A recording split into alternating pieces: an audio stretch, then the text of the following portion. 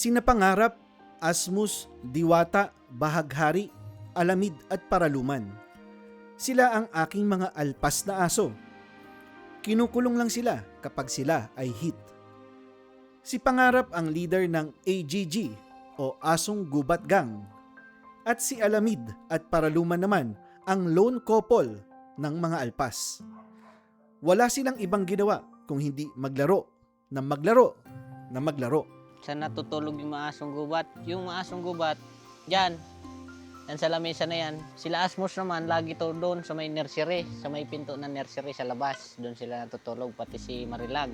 Hindi ko kasi alam saan sila natutulog, kuya. Ang alam ko, hampas-hampas lang sila. At kung isa man sa kanila ang kinulong, ihanda mo na ang iyong tenga.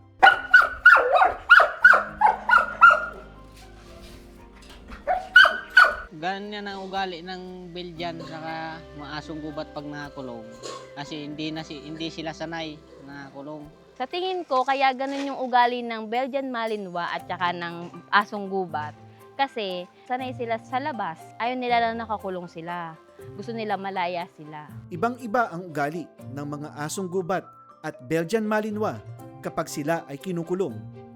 Ibang-iba sa mga giants na mga chill lang.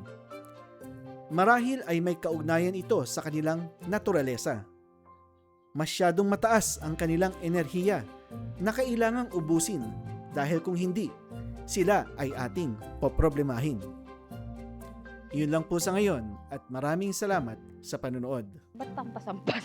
Kuya.